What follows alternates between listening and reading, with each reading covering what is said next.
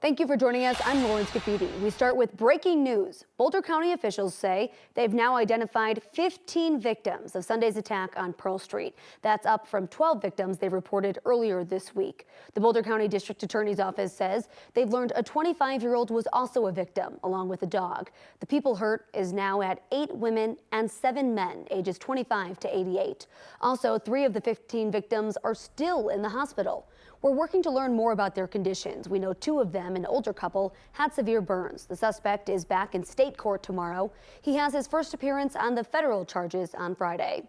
And just 2 hours ago, Governor Polis stood with state and local leaders taking a stand against anti-Semitism, hate, and violence. Jennifer Meckles was there and joins us live from Boulder. Hey, Jenny. Hi there, Lauren. This morning was such a beautiful gathering here on the mall as an anti-hate gathering. Yes, local leaders led this, but let me tell you, there were far more community members who showed up to attend this and cheered along as these local and state leaders made very clear that they will not tolerate hate in Colorado, in Boulder, and certainly not against any particular faith. Courthouse behind me, this is where this happened this past weekend, and outside is right out those front steps around the fountain is where they set up today. This was billed as a stand against hate gathering, and the tone was at times very solemn. A string quartet started them off. This wasn't like a press conference. This wasn't a rally. It was solemn, and it was serious, and there was so much empathy here. You mentioned Governor Polis, Democratic Governor Jared Polis, also, by the way, from Boulder, also a man of the Jewish faith. He kind of helped lead this along with a local rabbi here who is personal friends with many of the people who were injured in that attack. We also heard from people who were part of the walk that day that were targeted. We heard from local leaders. There were state, local, county leaders from Boulder.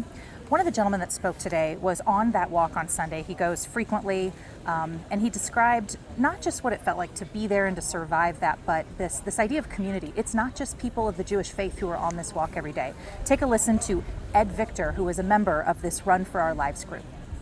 As a community, we are a community like you. It's someone pushing a stroller. It's someone in a wheelchair. It's someone who looks like me. It's people who are older than me. And I'll say that the people who walk, in particular, they're not all Jewish. It's Jews and non-Jews walking together. Okay? We're supporting each other. I don't ask who they are. We're just people. But I'll also say this was not okay.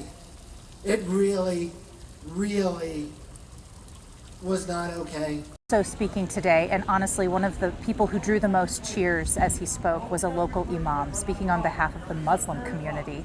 I spoke to so many people after this event was over, and they said that was the person whose message of peace and tolerance was perhaps the most powerful to them. It was also important, and he was met by cheers when he said that his community denounces what happened on Sunday, and they also were very clear to define this as an act of anti-Semitism. And that was really important for the people who gathered here today to hear that. Lauren, we've spoke with a few other people that were in the crowd today. We will share more of that messaging with our viewers, both on air and online, later tonight at 9 News at 3 and 4. Back to you. All right, looking forward to that, Jenny. Thank you so much. New at noon, Homeland Security, U.S. Customs and Border Protection, and ICE say they're going to start ramping up their review of immigration records. The goal is to move faster to crack down on people who overstay their visas. The directive is from Homeland Security Secretary Kristi Noem, and it comes in the wake of the Pearl Street attack. We've learned from court documents the man accused of carjacking and kidnapping a woman in Aurora is also the suspect in a shooting in Lakewood just days before. Police say Shane McSwain shot a woman in the stomach during an argument at a motel in Lakewood. Now McSwain faces charges for that shooting, as well as for the accusations that he forced his way into a woman's car. She was stopped for a crash near I-70 and I-225 in Aurora. McSwain then drove around for hours before deputies recognized that stolen car and then arrested him in Pueblo. 3 people are being treated for injuries they got in a crash this morning between a semi and 3 other cars. Take a look at that. It happened around 6 on I-25 just south of 104th Avenue in Glenwood. CDOT had to close the southbound lanes between 104th Avenue and Thornton Parkway, and during that closure, some drivers were seen turning around onto a southbound on-ramp to get away from that traffic, which is not recommended. No word yet on what led up to that crash. All calm now and still plenty of flu out there, but our weather impact team is tracking more storms headed our way. Keely Chalmers is here with me now, and Keely, you're tracking some storms for your birthday today. Happy birthday, my friend. Oh, well, thank you very much. Now, tell you what, we do have a bit of a calm forecast for my birthday. We do certainly have some thunderstorms and showers in the forecast for this afternoon.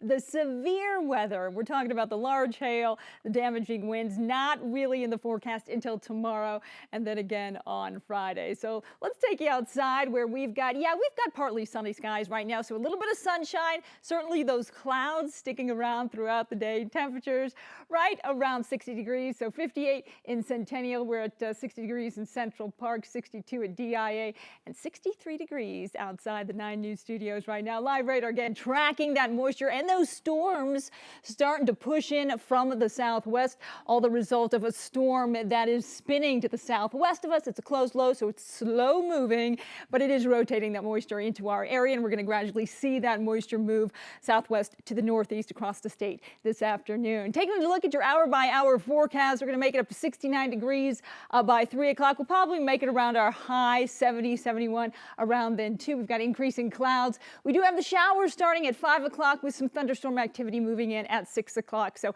71 degrees, that is our forecast high for the metro area. And again, those afternoon, evening storms topping our headlines for today, mainly the stronger storms south, but again, weaker storms, rumbles of thunder in and around the metro area this evening. The severe threat tomorrow and Friday, and we are in store for a warmer and a drier weekend. Just how warm will it get? I'll let you know coming up in your complete forecast in just a bit. Keely, thank you so much. The nonpartisan Congressional Budget Office reports that President Trump's big, beautiful bill will cut taxes by $3.7 trillion. However, it'll increase the federal deficit by $2.4 trillion over the next decade. The Budget Office also estimates 10.9 million people will be left without health insurance under this bill. This comes as the president's latest hike on steel and aluminum tariffs took effect at midnight. Here's NBC's Peter Alexander. Less than a week after leaving the White House, billionaire Elon Musk is attacking President Trump's signature spending bill. An honor to be with Elon. Musk launching a long string of posts yesterday. "I'm sorry, but I just can't stand it anymore. This massive, outrageous, pork-filled congressional spending bill is a disgusting abomination," he writes, adding, "Shame on those who voted for it. You know you did wrong. You know it." After President Trump has spent weeks lobbying his party to vote for the bill, Musk also posted, "In November next year, we fire all politicians who betrayed the American people," and overnight writing that overspending will drive America into debt slavery. The White House responding yesterday. The president already knows where Elon Musk stood on this bill. It doesn't change the president's opinion. Some conservatives agreeing with Musk on Twitter, while another Trump ally, House Republican Marjorie Taylor Greene, posted about a provision in the bill blocking states from regulating AI, writing, "I would have voted no if I had known this was in there." As a whole, the bill would extend President Trump's 2017 tax cuts, with the largest savings going to the wealthy, direct more money to the military and border enforcement, while cutting social programs, including Medicaid. As written, the spending bill could add several $1 trillion to the deficit. Some Senate Republicans say that's too much. I'm open to compromise on the bill. I'm just not open to supporting $5 trillion. This will in debt ceiling increase. The president lashing out at Republican Rand Paul on social media, saying he has very little understanding of the budget plan. Meanwhile, the president's latest steel and aluminum tariffs went into effect overnight, doubling from 25% to 50%. The president's top target in the trade war remains China. Amid a series of flare-ups between Washington and Beijing, the president posting overnight, "I like President Xi of China, but he is very tough and extremely hard to make a deal with."